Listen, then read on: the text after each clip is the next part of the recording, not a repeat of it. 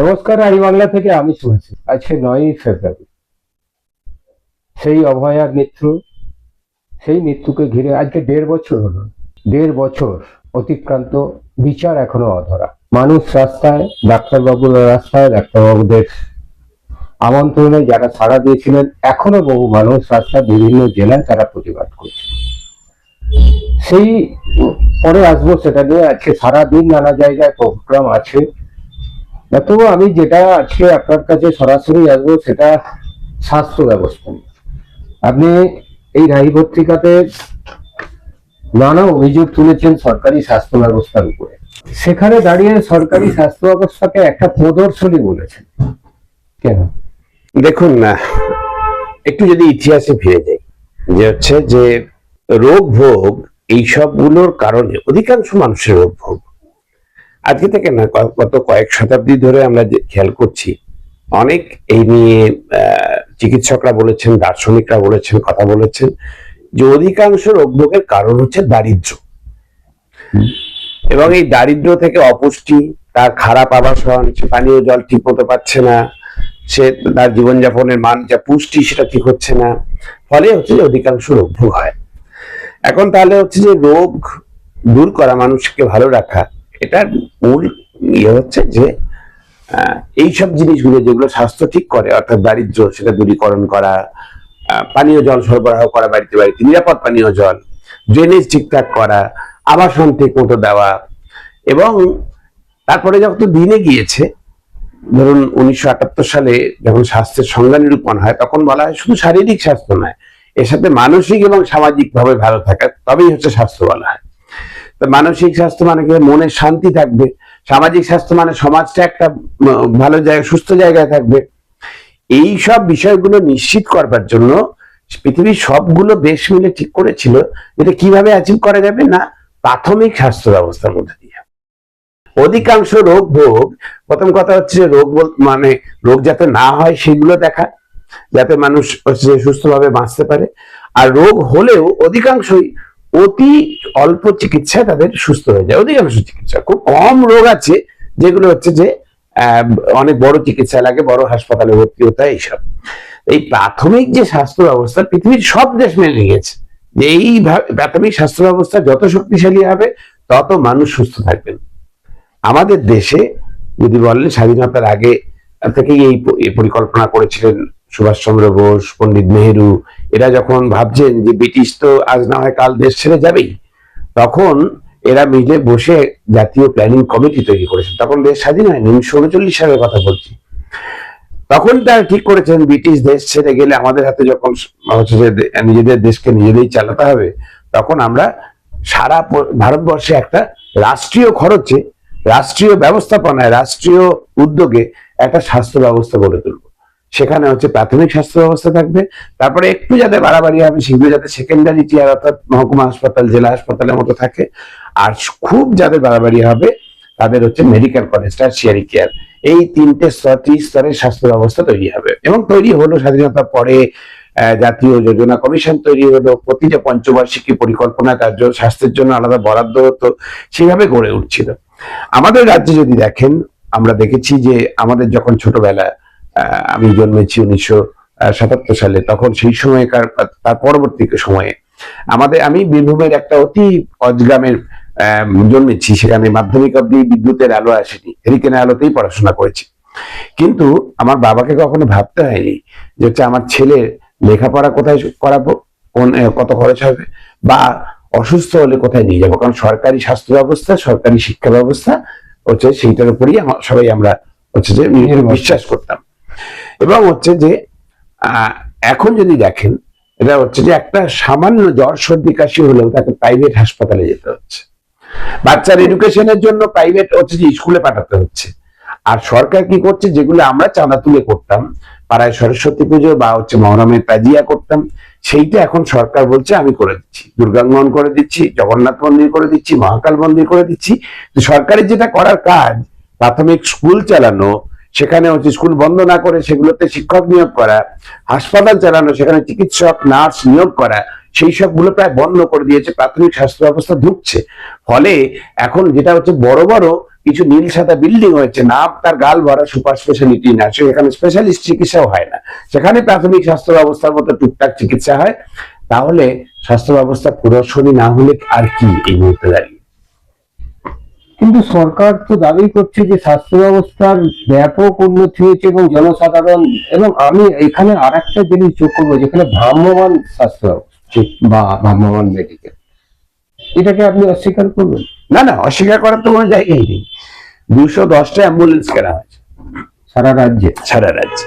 এর আগেও বেশ কিছু অ্যাম্বুলেন্স চিট ফান্ডের টাকায় কেনা অ্যাম্বুলেন্স আমরা দেখেছিলাম, সেটা হচ্ছে রাইটার্স বিল, তখন নবান্ন হয়নি, সেখান থেকে হচ্ছে যে এই সরকারের যারা মাথা তারা হচ্ছে যে পতাকা নেড়ে হচ্ছে সেগুলো পাঠিয়েছিলেন। পরবর্তীকালে জেনেছিলাম ওই অ্যাম্বুলেন্স গুলো কেনার আসল উদ্দেশ্য ছিল যে চিট ফান্ডের যে টাকা, ক্যাশ টাকা গরিব মানুষের থেকে যে জোগাড় হচ্ছে, সেইগুলোকে সব বস্তাবন্দি করে সেগুলো আসতো কোনো একটা ঘাটে, কলকাতার কোনো এক ঘাটে। তো এই হচ্ছে যে অ্যাম্বুলেন্স ভ্রাম্যমান চিকিৎসা কেন্দ্র তখন থেকে দেখছি, নতুন কিছু নয়। এবারে আবার 210টা অ্যাম্বুলেন্স কেনা হয়েছে, জানি না সেগুলো কি উদ্দেশ্যে ব্যবহার হবে। আপাতত যেটা দেখছি আমরা, যে একে হাসপাতালে চিকিৎসক নেই, ফার্মাসিস্ট নেই, নার্স নেই, তার মধ্যে থেকে নির্বাচনের দিকে তাকিয়ে ওই হাসপাতালে গ্রুপ ডি স্টাফকে বলছে, ভাই তুমি আজকে হাসপাতালটা চালিয়ে দাও, ডাক্তার আর ফার্মাসিস্টকে আমরা এই অ্যাম্বুলেন্সে চাপিয়ে নিয়ে যাচ্ছি, গিয়ে হচ্ছে কোনো একটা জায়গায় দাঁড়ানো হচ্ছে, এবং কোথায় যাবে সেটা স্বাস্থ্য অধিকর্তারা, স্বাস্থ্য যারা ঠিক করেন, ব্লক মেডিকেল অফিসার, তারা ঠিক করছেন না যে কোথায় প্রয়োজন, ঠিক করছেন এমএলএ সাহেব। এবং এমএলএ সাহেব যতক্ষণ না উপস্থিত হচ্ছেন ওখানে, ততক্ষণ ওদের অনুমতি নেই যে চিকিৎসা শুরু করে। রুগীরা এসে গেছে, ধরুন একটা গাছতলায় গিয়ে অ্যাম্বুলেন্স দাঁড়িয়েছে, ডাক্তার এসে পৌঁছে গেছে, নার্স পৌঁছে গেছে, রুগীরা এসে গেছে, এমএলএ সাহেব আসতে পারেননি, চিকিৎসা শুরু হবে না। কিন্তু স্ট্রিক্ট নির্দেশ দেওয়া আছে, এমএলএ সাহেব গেলে উনি উদ্বোধন করবেন, নির্বাচনী ভাষণ দেবেন, তারপরে হচ্ছে তার সামনে কয়েকটা রোগী দেখা, লোক দেখানো হবে, একটা ছবি উঠবে, সেগুলো শেয়ার হবে ফেসবুকে, এক্স হ্যান্ডেলে, যারা সব এক্স হ্যান্ডেল করেন তারা শেয়ার করবেন যে ভ্রাম্যমান চিকিৎসা কেন্দ্র চলছে, তারপরে এমএলএ চলে যাবেন, তারাও চলে আসবে। এইটা কি হচ্ছে যে মানে মানুষের সাথে প্রতারণা, নাকি হচ্ছে প্রাথমিক স্বাস্থ্য ব্যবস্থার বিস্তার? কি বলছেন, এমএলএ আসবে তারপর চিকিৎসা শুরু হবে? একদম তাই, এরকমই নির্দেশ দেওয়া আছে। আপনার অভিজ্ঞতা প্রচুর, কারণ আপনি দীর্ঘদিন স্বাস্থ্য ব্যবস্থার মধ্যে আছেন, দ্বিতীয়ত আপনি এখন শুধু ওই দার্জিলিং এর মতো জায়গায় কোথাও কোথাও রিমোটেও থাকেন, যান। এই যে স্বাস্থ্য সাথী কার্ড, এই কার্ডের মাধ্যমে তো বহু মানুষ চিকিৎসা পাচ্ছেন, এইটাকে আপনি কর্পোরেটের হাতে তুলে দেওয়া বলছেন? ঠিক, খুব ভালো প্রশ্ন করেছেন। এটা একটু বুঝিয়ে না বললে মানুষের বোঝার ক্ষেত্রে অসুবিধা হয়। ধরুন, আমরা বলছি যে ইউনিভার্সাল হেলথ কাভারেজ, মানে প্রাথমিক স্বাস্থ্য তো বটেই, তার সাথে যারা অসুস্থ হবেন তাদের মধ্যে এমন একজন মানুষও যারা না থাকেন যিনি পয়সার অভাবে চিকিৎসা করাতে পারলেন না। অর্থাৎ তার রোজগার যাই হোক, তার আর্থিক অবস্থা যাই হোক, আম্বানি আদানি হোক, আর আমার একদম হচ্ছে যে কোচবিহারের একটা প্রত্যন্ত গ্রামের রমাকই বর্তই হোক, তার অসুস্থ হলে সে উন্নত গুণমানের আধুনিক চিকিৎসা পাবে, সুস্থ হবে, তার প্রাণ বাঁচানোর অধিকার, এটা সংবিধান বলেছে, রাইট টু লাইফ। আমরা বলেছি স্বাস্থ্যকে অধিকার হিসাবে, মৌলিক অধিকার হিসাবে স্বীকৃতি দিতে হবে। সেটা যদি নাও হয় জীবনের অধিকার, সেটা তো বেঁচে থাকার অধিকার, সেটা সংবিধান দিয়েছে। ফলে অসুস্থ হলে তাকে বাঁচার অধিকার তার আছে, ফলে তাকে চিকিৎসা দিতে হবে। এইটা কিভাবে করবে? স্বাধীনতার পর থেকে আমাদের দেশের সরকার ভেবেছিল যে সোভিয়েত রাশিয়াতে যেরকম করে তারা ব্যবস্থা করেছে, সেই রকম ব্যবস্থা আমাদের দেশে করবে। কিরকম? সম্পূর্ণ রাষ্ট্রীয় উদ্যোগে হচ্ছে যে রাষ্ট্রই হচ্ছে যে ব্যবস্থা করবে প্রাথমিক স্তরের স্বাস্থ্য ব্যবস্থা, মাধ্যমিক স্তরে এবং সর্বোচ্চ স্তরে স্বাস্থ্য ব্যবস্থা, যেটা বলছিলাম আমি। এবং হচ্ছে সেখানেই রোগীরা আসবে, যে হচ্ছে তারা সমানভাবে ট্রিটেড হবে, সে কোন বৃত্ত থেকে এসছেন সেটা দেখার বিষয় না, বিনামূল্যে চিকিৎসা পাবে সবাই। এখন যদি দেখেন 1990-এর পর, 90 দশকের পর থেকে, যখন থেকে উদার অর্থনীতি এলো, তখন থেকে যারা পুঁজিবাদী তারা বলছে যে আমাদের আর ব্যবসা চলছে না, তারা সংকটে চলে যাচ্ছে। এই যে জিনিসপত্র উৎপাদন করছি, ফ্যাক্টরি চালাচ্ছি, হচ্ছে না, আমাদের এবার সার্ভিস সেক্টরে ঢুকতে দিতে হবে। অর্থাৎ হচ্ছে যে শিক্ষা, স্বাস্থ্য, সরকার এত কিছু করবে কেন, তোমরা হাত গুটি না, আমাদেরকে দাও, আমরা এইসব গুলো দেবো, আর আমরা ব্যবসা থেকে ব্যবসা করবো। ফলে এবার 2017 সালের যে স্বাস্থ্যনীতি আমাদের বর্তমান যে সরকার, কেন্দ্রীয় সরকার, তারা যখন নিলেন, তারপর তারা বললো যে প্রাইভেট সেক্টর এত ভালো কাজ করছে, ওদের আরো বেশি দায়িত্ব দাও। তাহলে এই মুহূর্তে যেখানে ছিল প্রায় 100% হসপিটাল বেড সারা দেশে, সেটা ছিল সরকারি ব্যবস্থাপনায়। আজকে দাঁড়িয়ে সারা দেশে যত হাসপাতাল বেড আছে তার প্রায় 70% হচ্ছে প্রাইভেট, আর মাত্র 30% হচ্ছে সরকারি জায়গা। এবং এটা দ্রুত বাড়ছে, বেসরকারি কর্পোরেট সেক্টরের শেয়ার দ্রুত বাড়ছে। তারা হচ্ছে আজ কমে কমে 90% চলে যাবে, তারপর কোনো এক সময় 100% চলে যেতে পারে। সরকার যেভাবে গোটাচ্ছে আর ওরা যেভাবে এগোচ্ছে, এইবার সরকার এখন বলছে যে হচ্ছে তুমি ভাই কর্পোরেট হাসপাতালে গিয়ে চিকিৎসা করিয়ে নাও, তোমাকে একটা কার্ড দিচ্ছি, চিকিৎসা মানুষ বিনা পয়সায় হচ্ছে একটা অপারেশন করাচ্ছে। দুটো বিষয় এখানে বলার আছে। একটা হচ্ছে এই যে বিনা পয়সায় তো কিছু হয় না, there is no free lunch, কোথাও কেউ না কেউ পয়সা দিচ্ছে। কে পয়সা দিচ্ছে? সরকার পয়সা দিচ্ছে। সরকারের পয়সা মানে আমার আপনার পয়সা। একটা গ্রামের গরিব মুটে ক্ষেত মজুর বা শহরের একটা মুটে মজুর, সেও যখন একটা দেশলাই কিনতে যায় বিড়ি ধরাবে বলে 1 টাকা দিয়ে, তাতেও জিএসটি ধরা থাকে, তার সেন্ট্রাল জিএসটি পার্ট থাকে, তার স্টেট জিএসটি পার্ট থাকে। ফলে রাজ্য কেন্দ্র উভয়েরই সরকারি পয়সা, মানে প্রতিটা মানুষের পয়সা, গরিব মানুষেরও পয়সা ভাগ আছে, তাতে ভাগিদারি আছে। সেই পয়সা সরকার আগাম প্রিমিয়াম হিসেবে দিয়ে দিচ্ছে কোনো বীমা কোম্পানিকে, বেসরকারি বীমা কোম্পানিকে। তাহলে সে এবার যখন হাসপাতালে ভর্তি হচ্ছে, এখন একজন মানুষ ওই কার্ড নিয়ে যাচ্ছে, সে যখন চিকিৎসা পাচ্ছে, তাহলে কর্পোরেট হাসপাতাল সেও লাভ করছে, চিকিৎসা দিয়েও তাকে চিকিৎসা দিয়ে, মানে তাকে এসি ঘরে রাখছে, ঝাঁচাক চোখে রাখছে, তারপরে এসে লাভ করছে, বীমা কোম্পানিও লাভ করছে। করছে তো, তার মানে এই চিকিৎসাটা যদি সরকারি হাসপাতালে হতো অনেক কম খরচে হতো, কারণ ওদের লাভগুলো রাখতে হতো না। বীমা কোম্পানির যে লাভ মাইনাস হয়ে যেত, কর্পোরেট হাসপাতালের যে লাভ মাইনাস হয়ে যেত, অনেক কম খরচে দিতে পারতো। তাহলে যেটা হচ্ছে সরকারি জায়গায় যদি এটাই খরচটা করতো, তার মানে হচ্ছে সরকার যদি আরো হাসপাতাল বাড়াতো, ধরুন জনসংখ্যা বাড়ছে, হাসপাতাল বাড়াতে হবে তো। ধরুন হচ্ছে যে ডাক্তার বাড়াতে হবে তো, রোগী বাড়ছে, তাহলে ডাক্তার বাড়াতে হবে, নার্স বাড়াতে হবে, টেকনিশিয়ান বাড়াতে হবে। কর্পোরেট হাসপাতালে যদি সবাই গিয়ে লাইন দেয়, কর্পোরেট হাসপাতাল কি গ্রামে বাড়াবে? হাসপাতাল বাড়াবে? বাড়াবে না তো। ডাক্তার নিয়োগ করবে না তো। হচ্ছে রোগ যাতে না হয় তার জন্য পানীয় জল সরবরাহ করবে না তো। সেটা তার দায় নয়, তার দায় হচ্ছে শুধু ওই চিকিৎসা করবে আর লাভ করবে, লাভ ঘরে তুলবে, তার শেয়ার বাজারে যাতে হচ্ছে রেট বেশি ওঠে। এইটা দায়িত্ব হচ্ছে রাষ্ট্র। তাহলে রাষ্ট্র যদি হচ্ছে নিজের দায়কে হাত ঝেড়ে দেয় যে তুমি ভাই অসুস্থ হলে তোমাকে হাসপাতালে যাবে, পয়সা লাগবে না, আমি ওদের দিয়ে দেবো, তাহলে ওদের লাভ হবে। কিন্তু মানুষের লাভ কি হবে? মানুষের স্বাস্থ্য কেন্দ্র বাড়বে, স্বাস্থ্য ব্যবস্থা শক্তিশালী হবে না। আমরা তাই বলছি যে সরকারি স্বাস্থ্য ব্যবস্থা তাকে মজবুত করবার বদলে মানুষের করের পয়সা সেটা কর্পোরেট হাসপাতালে লাভ করবার জন্য পাঠিয়ে দেওয়া হচ্ছে। এবং রাজ্য এবং কেন্দ্রের দরজাটা কি নিয়ে? কেন্দ্র বলছে আমি গেরুয়া রঙের কার্ড দিচ্ছি, রাজ্য বলছে আমি নীল সাদা রঙের স্বাস্থ্যসাথী কার্ড দিচ্ছি, কিন্তু নীতি তো দুটোই এক। উল্টো দিকে আমরা বলছি যে না, কর্পোরেট হাসপাতালে দেওয়া যাবে না, বীমা ভিত্তিক স্বাস্থ্য ব্যবস্থা নয়, সরকারি স্বাস্থ্য ব্যবস্থাকেই শক্তিশালী করতে হবে। টাকা ওইখানে খরচ না করে এইখানে যদি খরচ হয়, চিকিৎসার খরচ আরো কমে যাবে, যেটুকু টাকা বাঁচবে তা দিয়ে মানুষের রোগ প্রতিরোধ করা যাবে। একটা জিনিস আপনাকে জানতে চাইছি এই কারণে, বারবার ওই তিস্তর পঞ্চায়েত, যে তিস্তর স্বাস্থ্য ব্যবস্থার কথা বললেন, এটা বারবার আমার মাথায় ঢুকেছিল। আমি তিস্তর ব্যবস্থা জানতাম না, আপনার থেকে আমি জানলাম। গ্রামে যদি ধরে নিই প্রাথমিক স্বাস্থ্য কেন্দ্র যায়, তাদের ওখানে একটা ট্রিটমেন্ট হলো, সেখান থেকে যদি দেখা যায় তার ক্রিটিক্যাল অবস্থা, তাহলে তাকে জেলা হসপিটালের ব্যবস্থা করতে পারে। জেলা হসপিটালের সেই স্ট্রাকচার রেডি করতে কত টাকা খরচ, যে একটা সরকার, আমি বলছি শহরের যে 5টা হসপিটাল এর উপর এত প্রেসার, সেই প্রেসার তো লাঘব হতে পারত। সবাই মুর্শিদাবাদ থেকে আমাদের পিজি বা আরজিকর বা এখানে নির্বাচনে আসছে, সেই জায়গাটা কি লাঘব করা যায় বা সেই সুযোগ ছিল? তার সাথে আর একটা জুড়ে দিই, আমি খড়গপুরে গিয়েছিলাম। খড়গপুরের যে জেলা হসপিটালটা আছে, রেফারেল হসপিটাল নামই হয়ে আছে। ঠিক, আমি এক ড্রাইভার ওখানে যিনি ওই রোগী নিয়ে যান, তিনি আমাকে বলছেন এটা রেফারেল হসপিটাল। আমি তো শুনে অবাক যে হসপিটাল। না, খুবই সঠিক প্রশ্ন। দুটোই হচ্ছে যে একসঙ্গে সম্পর্কযুক্ত, এটাই বলছি। এই যে প্রাথমিক স্বাস্থ্য ব্যবস্থা, মাধ্যমিক স্তরের স্বাস্থ্য ব্যবস্থা এবং সর্বোচ্চ স্তরের এই ত্রিস্তরীয় স্বাস্থ্য ব্যবস্থা, এটা হচ্ছে সারা বিশ্বে স্বীকৃত। উন্নত দেশগুলো এই 3টে স্তরেই হচ্ছে চিকিৎসা ব্যবস্থা তাদের সাজায়। প্রাথমিক স্বাস্থ্য ব্যবস্থা তার কাজ কি? তার মূলত কাজ হচ্ছে, ধরুন হচ্ছে যে রোগ প্রতিরোধ করা, মানে হচ্ছে সেখানকার যারা স্টাফ, তারা আশপাশের এলাকার ফিল্ডে, যে গ্রাম থেকে তার পেশেন্ট আসছে সেই গ্রামে কোথাও একটা ডায়রিয়ার আউটব্রেক হয়েছে, তাহলে গিয়ে খবর নেবে যে হচ্ছে এই কলের জলটা দূষিত হয়েছে, নাহলে পুকুরের জলের সাথে কলের জল মিশে যাচ্ছে কোনোভাবে, কোথাও একটা এই ড্রেনেজ থেকে হচ্ছে এইটা হয়েছে, তাহলে সেইটা পঞ্চায়েতকে বলে সে ব্যবস্থা করবে। মূলত হচ্ছে রোগ প্রতিরোধ। ম্যালেরিয়া হচ্ছে, ডেঙ্গু হচ্ছে, তাহলে বাড়ি বাড়ি গিয়ে বলবে জল জমিয়ে রেখো না, তোমরা জল ফেলো।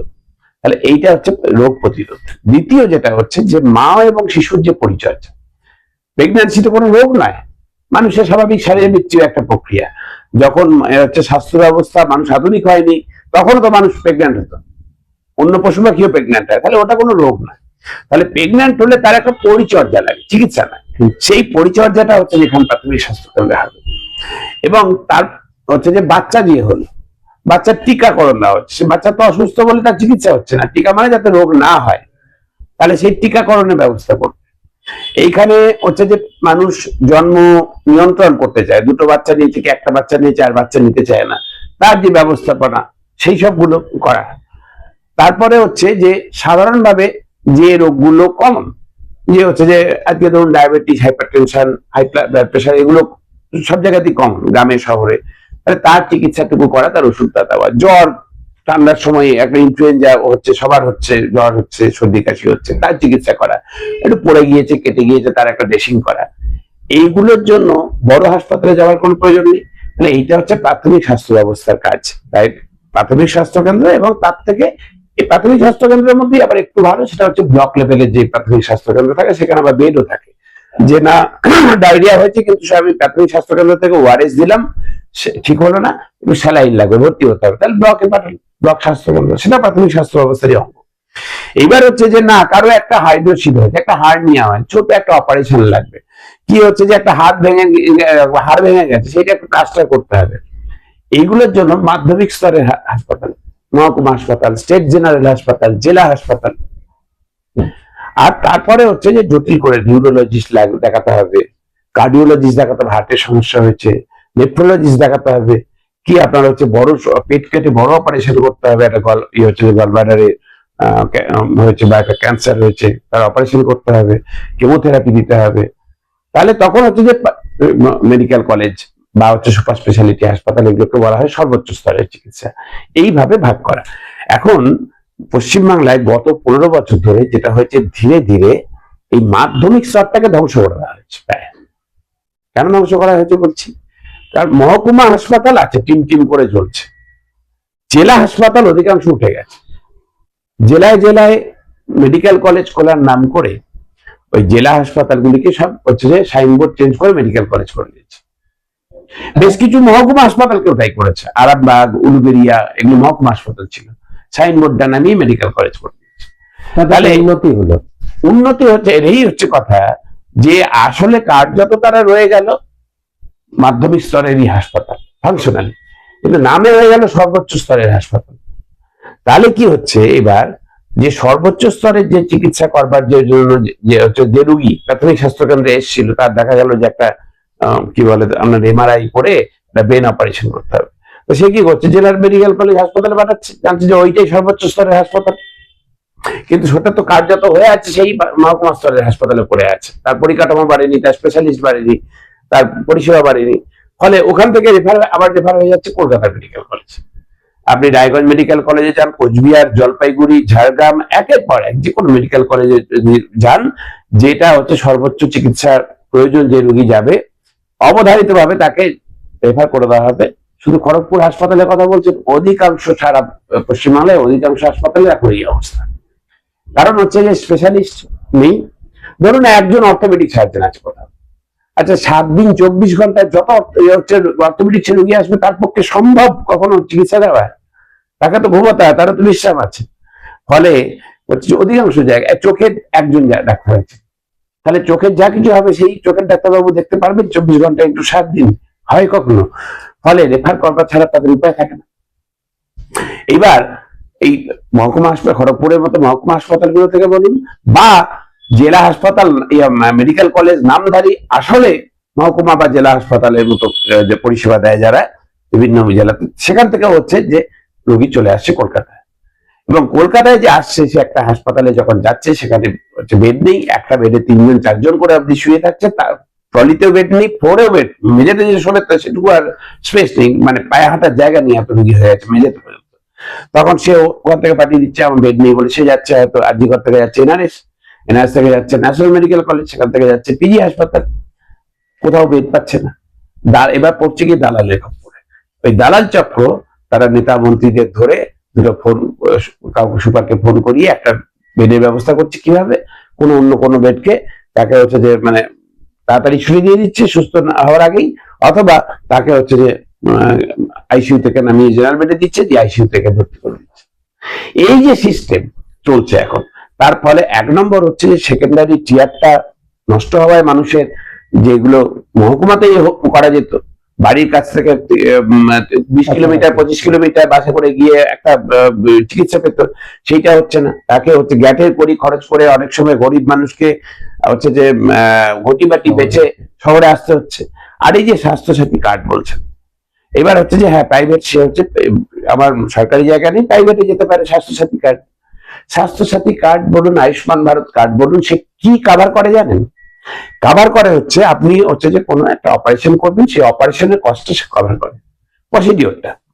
অপারেশনের জন্য ভর্তি হলেন, আপনার ভর্তি হওয়া থেকে অপারেশন হওয়া, ছুটি হওয়া অবধি কোনো পয়সা লাগে। আচ্ছা, আর আপনার অপারেশন হবে এটা কোথায় ঠিক হয়? যে কোনো মানুষের আউটডোরে প্রথমে দেখাতে হয়, আমার ডাক্তারবাবু পেটে ব্যথা হয়েছে, ডাক্তারবাবু কয়েকদিন দেখে টেকে তাকে একটা ওষুধ দিলেন, কদিন 7 দিন কেমন থাকেন দেখুন, যদি কমে যায় ভালো, আসতে হবে, না কমলে আসবেন। তাহলে আবার একদিন 7 দিন পরে আসতে হলো, দেখাতে হলো, তখন ডাক্তারবাবু বললেন না তো কমলো না, তাহলে এক কাজ করুন তো, আপনি এটা একটু পেটের ছবি করান। আলট্রাসোনোগ্রাফি করতে পাঠালো, কি একটা এক্সরে করতে পাঠালো, কি একটা সিটি স্ক্যান করতে পাঠালো, সঙ্গে এতগুলো রক্ত পরীক্ষা পরীক্ষা করে নিয়ে এলো, করে ডাক্তারবাবু হচ্ছে তারপরে আবার একদিন এলো আউটডোরে, দেখে বললাম এটা মনে হচ্ছে অপারেশন ছাড়া হবে না, অপারেশন লিখলো, ঠিক আছে। তারপরে সে যেদিন আসবে অপারেশন করবে, ভর্তি হলো, এই অংশটা ফ্রি, কিন্তু তার আগের এই যে এত 3 বার 4 বার আউটডোরে যাতায়াত, তার ওষুধ কেনার পয়সা, এতগুলো রক্ত পরীক্ষা, এতগুলো এক্সরে, ইউএসজি, ইকোকার্ডিওগ্রাফি, অপারেশন করবার আগে যে পরীক্ষাগুলো, যেগুলো ছাড়া অ্যানাস্থেটিস্ট অজ্ঞানী করবে না আপনাকে, একটা বুকের ইসিজি, একটা চেস্ট এক্সরে, আরো কিছু পরীক্ষা ছাড়া, সেগুলো যদি রিপোর্ট নর্মাল না থাকে তাহলে তো আপনাকে ছাড়পত্রই দেবে না অপারেশনের জন্য। তাহলে এই যে যাবতীয় রক্ত পরীক্ষা নিরীক্ষার, আউটডোরে দেখানো পয়সা, এবং এর ভাষায় মানুষের হাতে যত আউট অফ পকেট এক্সপেন্ডিচার হয় তার 70% হচ্ছে এই আউটডোরের জন্য খরচ হয়। সেইটা কোনো কার্ডে কভার করে না, না আয়ুষ্মান ভারত, না স্বাস্থ্যসাথী কার্ড। তাহলে গরিব মানুষকে বোঝানো হচ্ছে যে দেখো, যেখানে বড় লোকটা গিয়ে চিকিৎসা করে, এসি ঘর, ঝাঁ চকচকে জায়গা, সুন্দর প্লেটে খাবার আসবে, এরকম করে ডাল দিয়ে পাতে ঢেলে দিয়ে যাবে না ছলাপ করে, সেই জায়গায় তোমার চিকিৎসা হবে, এইটা এই সরকার ব্যবস্থা করছে, আগের সরকার করেনি। এইটা মানুষকে বোঝাচ্ছে, মানুষও বুঝছে, তো এইটা বুঝতে পারছে না যে হচ্ছে যে আমার সরকারি স্বাস্থ্য ব্যবস্থা যতদিন ছিল পুরোটা, আমার 1 পয়সাও খরচ হতো না, আউটডোর থেকে পরীক্ষা নিরীক্ষা থেকে হাসপাতাল রুগী মানে সুস্থ হয়ে বাড়ি আসা অব্দি কোনো খরচ হতো না। আর আজকে ওই ঝাঁ চকচকে ওখানে 3 দিনের জন্য আমি ভর্তি থাকবো, তার খরচটা লাগবে না, কিন্তু তার আগে 10 দিন আমার যাতায়াত, ওষুধ, পরীক্ষা নিরীক্ষা, এই খরচটাই হচ্ছে যে মোট খরচের 70%। কিন্তু হচ্ছে যে এইটার আমার কোনো কেউ কভারেজ দিচ্ছে না। এটা করতে গিয়ে তাকে তার একটা পোষা হাঁস মুরগি আছে, ছাগল আছে, সেটা বিক্রি করে দিতে হচ্ছে, ঘটি বাটি গয়না যদি কিছু থাকে তাহলে সেগুলোকে বন্ধক দিতে হচ্ছে, জমি বেচতে হচ্ছে। ছোট আমাদের তো জানেন বড় জোত নেই, ভূমি সংস্কারের পরে তারপরে কয়েকটা জেনারেশন গেছে, ভাগ হয়ে গেছে, ছোট জোত যাদের আছে, ভূমিহীন যারা, তাদের কথা ছেড়েই দিলাম, যারা হচ্ছে জোত, ছোট জোত আছে, সেইটুকু বিক্রি করে দিতে হচ্ছে। ফলে হচ্ছে যে মানুষ দারিদ্র সীমার উপরে হয়তো পরিযায়ী শ্রমিক হয়ে কেরলে বা তামিলনাড়ুতে গিয়ে দৈনিক 700, 800, 900 টাকার করে সে একটু দারিদ্র সীমার উপরে উঠেছিল, সে একবার বাড়ির লোককে একটা অসুস্থ হলো, তাকে ট্রেন করে আসতে হলো, দিয়ে তাকে আবার এই নিচে নেয়। আমরা এই যে তৈলাক্ত মাসের অঙ্ক করেছিলাম, যে 2 ফুট ওঠে আর 3 ফুট নেমে যায়, এসব নাকি গল্পে অঙ্ক ছিল। এই হচ্ছে পশ্চিমবাংলার মানুষের, ভারতবর্ষের মানুষের এখন এই অবস্থা, যে হচ্ছে যে সে যখন তৈলাক্ত মানে চেষ্টা করে পরিযায়ী হয়ে অন্য কোথাও গিয়ে শ্রমিক গায়ে গতরে খেতে, একটুটা দারিদ্র সীমার উপরে একটু উঠলো, যেই একটা বাড়িতে ক্যাটাস্ট্রফিক হেলথ এক্সপেন্ডিচার হচ্ছে, বিশেষ করে একটা বাড়িতে কারোর বড়সড় অসুখ বিসুখ করছে, তখনই সে দারিদ্র সীমার নিচে, আবার ওই তলে একটা বাঁশ দিয়ে 2 ফুট উঠেছিল 3 ফুট নেমে চলে আসে। এইটা হচ্ছে আমরা বলছি ভিসিয়াস সাইকেল অফ পভার্টি, দারিদ্র্যের একটা দুষ্ট চক্র, যে দারিদ্র সীমা থেকে আলটিমেটলি মানুষ বেরোতে পারছে না। আর তার সঙ্গে হচ্ছে যে এই আউট অফ পকেট এক্সপেন্ডিচার যেটা বলছি আমরা, যে মানুষের পকেট থেকে খরচ হয়, যেহেতু আমার কেন্দ্রের সরকার তারা জিডিপি, আমাদের সারা দেশের যে জিডিপি, তার হচ্ছে যে বলেছিল 2017 সালে, নিজেরাই বলেছিল যে আমরা স্বাস্থ্য নীতি করেছি, আমরা 2.5% হচ্ছে যে ব্যয় করবো। নির্বাচনী প্রতিশ্রুতিও দিয়েছিল যে 2.5% মিনিমাম ব্যয় করবো, যদিও WHO বলছে ন্যূনতম 5% খরচ করতে। আর দিয়ে আমার প্রতিবেশী দেশগুলো বলুন, উন্নত দেশগুলো বলুন, তারা কত খরচ করে? 12 থেকে 15% স্বাস্থ্যে ব্যয় করে তারা, তাদের জিডিপি। আর আমার WHO বলছে মিনিমাম 5% করো, আমার দেশ বলে 2.5% করবো, আর করছে কত? 1.5%-এর আশেপাশে, 1.5%-এর আশেপাশে। ফলে যেটা হচ্ছে, এবং তার মধ্যে থেকে আবার বলছে তো 2.5%-এর কাছে করছে। 2.5% করছে, বলার কথা, দেবার কথা, প্রতিশ্রুতি দিয়েছে 2017 সালের যে তৃতীয় স্বাস্থ্য নীতিটাতে। আমরা তো সেটাই বলেছি, তোমরা তোমাদের প্রতিশ্রুতিটা রক্ষা করো। এবারেও যদি দেখেন আপনি, গত বছর 99,000 কোটি টাকার বাজেট, স্বাস্থ্য বাজেট ছিল, এবার 1,04,000 কোটি টাকার স্বাস্থ্য বাজেট। অ্যাবসলিউট টার্মে বেড়েছে, কিন্তু জিডিপি তো বেড়েছে। জিডিপি শতাংশ হিসাবে গত বছর থেকে এবছর কমেছে, গত বছরের থেকে এবছর কমেছে। এবং যেটা হচ্ছে যে এত কম যদি স্বাস্থ্য খাতে ব্যয় করে, তার থেকে একটা বড় টাকা প্রিমিয়াম দিতে চলে যাচ্ছে আয়ুষ্মান ভারত, স্বাস্থ্যসাথীর এগুলোর, তারপরে যে টাকা পড়ে থাকছে, তাতে যা চিকিৎসা হচ্ছে, তাতে মানুষের পকেট থেকে খরচটা বাড়ছে। টোটাল যদি একটা মানুষের চিকিৎসা করতে আমরা যদি 100 টাকা খরচ হয়, তাহলে দেখা যাচ্ছে আউট অফ পকেট এক্সপেন্ডিচার হচ্ছে 67 টাকা। এটা হিসেব। এবং সারা পৃথিবীতে যদি আপনি দেশগুলোকে সাজান, যে এই আউট অফ পকেট এক্সপেন্ডিচার, স্বাস্থ্যের জন্য পকেট থেকে খরচ করবার প্রবণতা, মানে প্রয়োজনীয়তা কোন দেশে বেশি পড়ছে? ভারতবর্ষ হচ্ছে এই 192টা দেশের মধ্যে একদম সেই 10টা দেশের মধ্যে পড়ছে, যে 10টাতে সব থেকে বেশি আউট অফ পকেট এক্সপেন্ডিচার হেলথের জন্য। আমার প্রতিবেশী দেশ বাংলাদেশ, নেপাল, শ্রীলঙ্কা, সেগুলোতেও হচ্ছে এত খারাপ অবস্থা। বাংলাদেশকে যতই আমরা মিম বানাই, জেনজি যতই নেপালে গিয়ে প্রধানমন্ত্রী বাসভবন পরিয়ে দিক, শ্রীলঙ্কাতে প্রধানমন্ত্রী রাষ্ট্রপতিকে মানুষ তারা করেছে, আন্ডার প্যান্ট পরে দৌড়াচ্ছে, আমরা দেখেছি। কিন্তু যেটা হচ্ছে যে সেখানে এই জায়গায় হচ্ছে মানে যে আউট অফ পকেট এক্সপেন্ডিচার আমাদের থেকে অনেকটা কম। ডক্টর, এখানে একটা কথা ইন্টারনালি ব্যাপার, যেগুলো যে আমরা যে সরকারি খাতে 100 টাকা দেখাই, আপনি হয়তো বলছেন এত টাকার বাজেট দেখানো হচ্ছে বা খরচ হচ্ছে, এই যে একটা কাঠমানির গল্প থাকে, আমার তো ওখান থেকে অনেক টাকা বেরিয়ে যায়, কিন্তু মানুষের কাছে তো পৌঁছায় না। এটা একটা তো বড় প্রশ্ন হয়ে দাঁড়িয়ে আছে সমাজে আমাদের। এইটা বিশেষজ্ঞ সঠিক কথা বলেছে, যে আমরা এটাই বলছি, তাই যে কেন্দ্রের সরকার সে টাকা দিচ্ছে না, স্বাস্থ্য খাতে বাজেট অ্যালটমেন্ট করছে না, কম করছে, খুব অত্যন্ত কম করছে। এবং আমাদের রাজ্যে এসে আবার ওই অল্প টাকা, সেখান থেকে সেটার একটা বড় অংশ হচ্ছে যে দুর্নীতিতে, প্রাতিষ্ঠানিক দুর্নীতিতে কিছু মানুষের খাটের তলায় গিয়ে নোট হয়ে জমা হচ্ছে। এই যে স্বাস্থ্য দপ্তর হচ্ছে সরকারের সব থেকে বড় দপ্তর, সব থেকে বেশি কর্মচারী কাজ করেন এটা। এইটাতে নিয়োগে দুর্নীতি করবার জন্য পাবলিক সার্ভিস কমিশন থেকে দায়িত্ব কেড়ে নিয়ে এই সরকার নতুন করে হেলথ রিক্রুটমেন্ট বোর্ড তৈরি করলো। এবং সেখানে নিজেরা যে আইন করেছে, হেলথ রিক্রুটমেন্ট বোর্ড তো বর্তমান সরকারের তৈরি করা, তারা একটা আইনও নিয়ে আসে। সেই আইনে হচ্ছে নিয়ম হচ্ছে যে তার চেয়ারম্যান হতে গেলে 10 বছরের অ্যাডমিনিস্ট্রেটিভ এক্সপিরিয়েন্স লাগবে, ওই 60-65 বেশি বয়স হবে না, এবং 4টে ক্রাইটেরিয়া ফিল করে। যাকে করে রেখেছে এতদিন, কিছুদিন নির্মল মাঝিকে করে রেখেছিল। নির্মল মাঝির দুর্নীতি নিয়ে আর নতুন করে বলার দরকার হবে না, রাজ্যের মানুষ সবই জানে। আর এখন সুদীপ্ত রায়কে করে রেখেছে, যে 4টে ক্রাইটেরিয়া কোনোটা ফুলফিল করে না।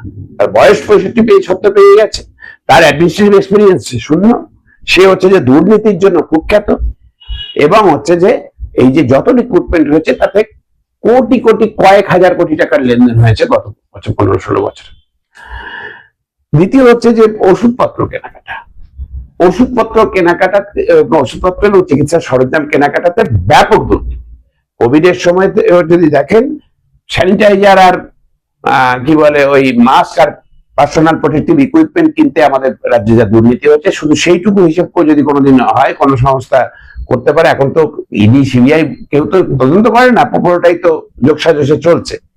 তদন্ত যদি উঠে আসে তার চোখ কপালে উঠে যাবে যে হ্যাঁ, প্যান্ডেমিক যে সময় মানুষ বেড পাচ্ছে না, অক্সিজেন সিলিন্ডার পাচ্ছে না, ওষুধের কালোবাজারি, মানুষের হচ্ছে যে দলে দলে লোক মরছে, শ্মশানে হিসাব রাখছে না, গঙ্গায় ভাসিয়ে দিচ্ছে, সেই সময়ে কিছু মানুষ এইরকম দুর্নীতি করেছে, ভাবতে পারবেন না।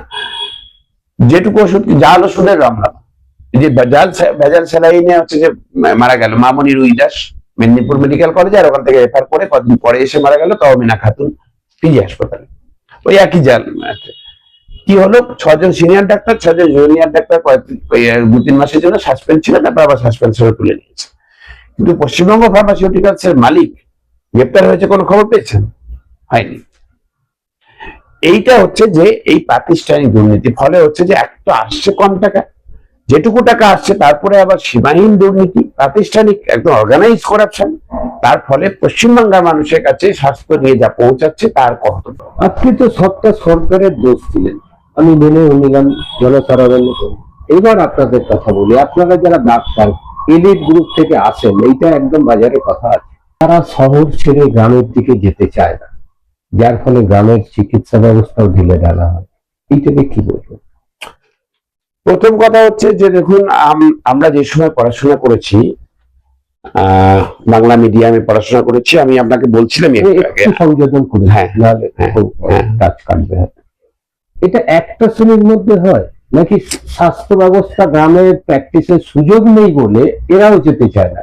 আচ্ছা, সেটাই যে আমরা যখন পড়াশোনা করেছি, আমি আপনাকে একটু আগেই বলছিলাম যে কেরোসিনের আলো হ্যারিকেনে পড়াশোনা করেছি, বিদ্যুৎ আসেনি, গ্রামেই জন্ম, গ্রামেই বেড়ে ওঠা, গ্রামেই পড়াশোনা, হ্যারিকেনের আলোতে।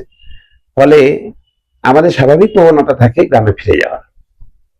শহরের এই পলিউশন, কলকাতা শহরের যা এয়ার কোয়ালিটি ইন্ডেক্স, এই বিষাক্ত বাতাসে শ্বাস নিতে কার পছন্দ ভালো লাগে? ফলে হচ্ছে যে গ্রামে ফিরে যাওয়াটা স্বাভাবিক।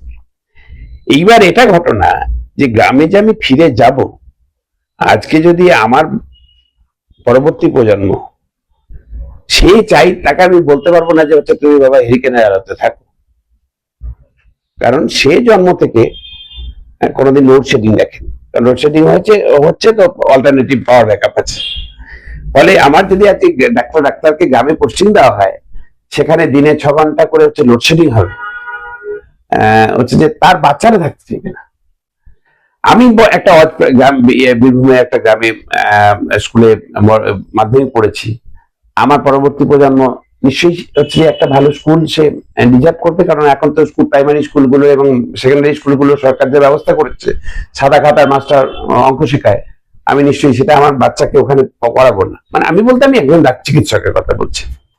তাহলে একজন চিকিৎসক চাইবেন যে একটা স্ট্যান্ডার্ড স্কুলে পড়তে, গ্রামে কি স্ট্যান্ডার্ড স্কুল আছে? নেই। সে চাইবে যে হচ্ছে যে একটা অন্তত দিনের শেষে যখন ফিরবো, একটা ভদ্রস্থ কোয়ার্টার, যেখানে ফাটল আছে আর সেখানটা দিয়ে দুটো সাপ ঢুকে এলো, সেটা তো নিশ্চয়ই সে থাকবে না, তার নিরাপত্তা নিশ্চিত করবে। তাহলে একটা ভদ্রস্থ কোয়ার্টার, সেখানে লোডশেডিং হবে না, সেখানে গ্রামে একটা স্কুল, অর্থাৎ গ্রামীণ পরিকাঠামো। তাহলে গ্রামীণ পরিকাঠামো নেই বলে গ্রাম থেকে দলে দলে লোক হচ্ছে শহরে চলে আসবে, আর ডাক্তার শুধুমাত্র সে উল্টো মুখে যাবে। ডাক্তাররা কি মঙ্গল গ্রহ থেকে এসছে? আসেনি তো। পরিকাঠামো তৈরি করতে হবে, ডাক্তার তো এই সমাজেরই অংশ। সে হচ্ছে সমস্ত মানুষ গ্রাম থেকে শহরের দিকে আসবে, আর হচ্ছে যে ডাক্তার সে উল্টো মুখে যাবে। এইটা হচ্ছে যে যদি আশা করা যায় এই সমাজ ব্যবস্থা দাঁড়িয়ে, সে অত্যন্ত ভুল আশা করা হবে।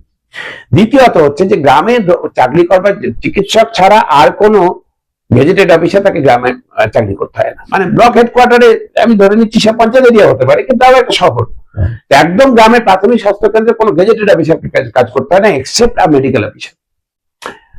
কিন্তু এই মেডিকেল অফিসারের জন্য গ্রামে চাকরি করার জন্য পূর্বতন সরকার একটা ভাতা চালু করেছিল।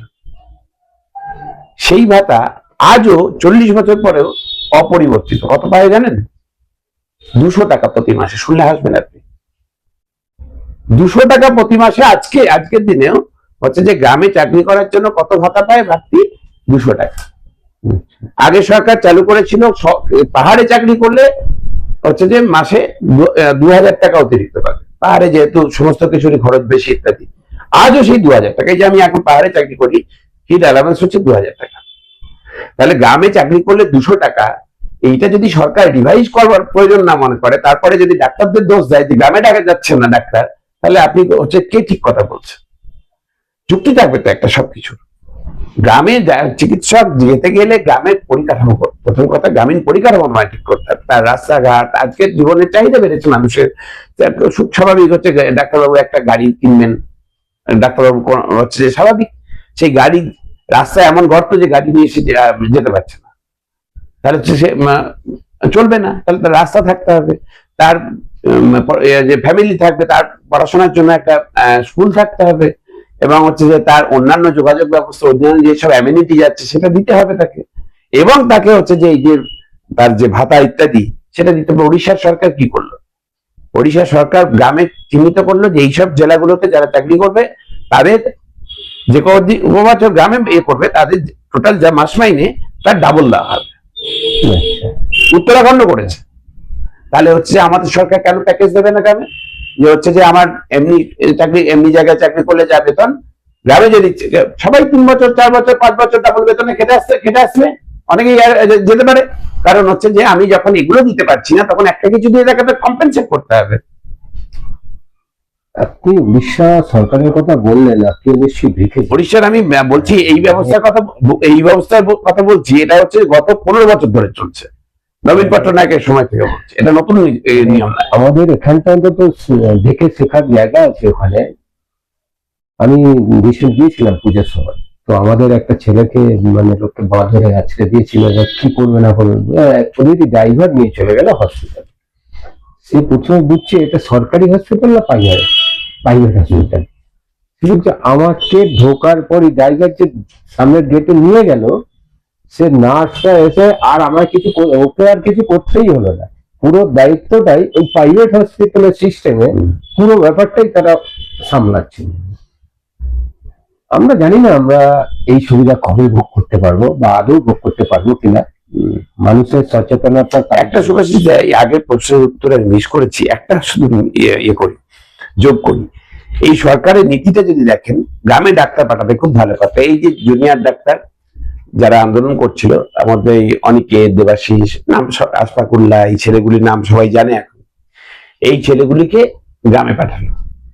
কি হলো? একটা অ্যানাস্থেটিস্ট, দেবাশিস একটা অ্যানাস্থেটিস্ট, তাকে পাঠালো গাজলে, যেখানে অপারেশন থিয়েটারটাই হয় নেই।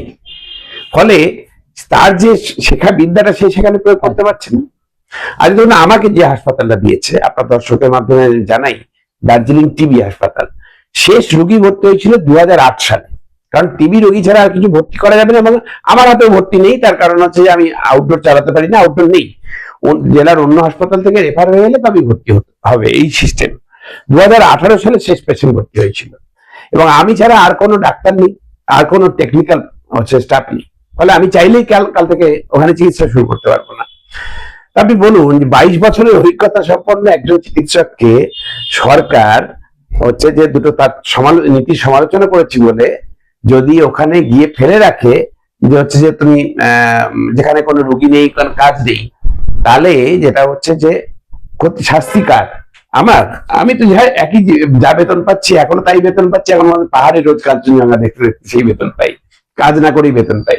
কিন্তু গরিব মানুষ, যে মানুষের ট্যাক্সের পয়সা, আমরা আসলে যাদের চাকর, পাবলিক সার্ভেন্ট, আমরা সরকারের হচ্ছে চাকরি করি না, we are public servant, public যারা ট্যাক্স পেয়ার, যাদের পয়সা, বেতনের পয়সাতে, এর মধ্যে রিক্সাওয়ালার ঘাম আছে, এর মধ্যে মুটে মজুরের ঘাম আছে, ক্ষেত মজুরের ঘাম আছে, ঘাম আছে, শ্রমিকের, কৃষকের ঘাম আছে। সেই ঘামের হচ্ছে পয়সায়, তাদের হচ্ছে যে দেওয়া ট্যাক্সের পয়সা, সে একজনকে যদি বসিয়ে বসিয়ে দেয় 22 বছরের অভিজ্ঞতা সম্পন্ন একজন চিকিৎসককে, তাহলে হচ্ছে শাস্তি তো তাদের দেওয়া হচ্ছে। তাহলে গ্রামে চিকিৎসক যাচ্ছে না বলে সরকার নিজের আসলে দায় এড়াচ্ছে। গত 5 বছর ধরে কোনো রিক্রুটমেন্ট হয়নি। 5 বছর ধরে কোনো রিক্রুটমেন্ট, না স্পেশালিস্ট ডাক্তার, না জেনারেল ডিউটি ডাক্তার, এমবিবিএস পড়া যে ডাক্তার, কোনো রিক্রুটমেন্ট হয়নি। এবং এবছরে এতদিন পরে একটা অ্যাডভার্টাইজমেন্ট করেছে, সেখানে সেই প্যানেলগুলো বাতিল হবার জোগাড়। তার কারণ সেখানে অজস্র দুর্নীতি দেখা যাচ্ছে। যারা থ্রেড কালচারে অভিযুক্ত, তারা যারা সাসপেন্ড, তারা পুরো কাজ করেনি, তাদের নাম রয়েছে, ওই বিরূপাক্ষদের নাম রয়েছে হচ্ছে প্যানেলে। সভাপতি সেই প্যানেল আপাতত স্থগিত করে উইথড্র করেছে, সম্ভবত বাতিল হবে। আবার এই জিডিএমও, এখানে প্রশ্ন উঠছে যে হচ্ছে যাদের মন্ডল টাইটেল, সাউ টাইটেল, তাদের এরকম যাদের কোনোদিন শিডিউল ট্রাইব বলে কেউ জানে না, শিডিউল ট্রাইব কোটাতে তাদের চাকরি দেওয়া হয়েছে। এই নিয়ে হচ্ছে যে আবার বোধহয় মামলা টামলা হতে চলেছে যা শুনছি, ফলে হচ্ছে সেটাও আটকে যাবে। তাহলে 5 বছর 6 বছর পরে যখন রিক্রুটমেন্ট হচ্ছে, কোভিড এর পরে রিক্রুটমেন্ট হচ্ছে, তখন হচ্ছে যে এই দুর্নীতি যদি থাকে, দুর্নীতির জন্য যদি সেই প্যানেল ভেসে যায়, সরকার বলবে যে এরা কোর্টে গিয়ে বারবার হচ্ছে যে ভেসে দিচ্ছে আর গ্রামে ডাক্তার যাচ্ছে না। অর্থাৎ সব দোষ অন্য লোকের, সরকারের নিজের কোনো দোষ নেই, এই বললে কোনো মানুষ বিশ্বাস করবে আজকে? দেখলেন সরকারি স্বাস্থ্য ব্যবস্থা, আমাদের পশ্চিমবঙ্গের স্বাস্থ্য ব্যবস্থা কোন জায়গায় আমরা দাঁড়িয়ে আছি। সরাসরি ডাক্তারবাবু বললেন তার অভিজ্ঞতার কথা, তার আপনারা জানেন এনাকে। আমি আজকে সেই প্রথম যে দিয়ে শুরু করেছিলাম সেইখানেই ফেরত যাব। অভয়ার আজকে 1.5 বছর মৃত্যু, বিচার অধারা। সেই বিচারের আশায় আপনি বোধহয় আজকে যাবেন, বিভিন্ন প্রোগ্রাম বোধহয়। হ্যাঁ, আজকে ওই জন্যই আমি ছুটি নিয়েই এসছি।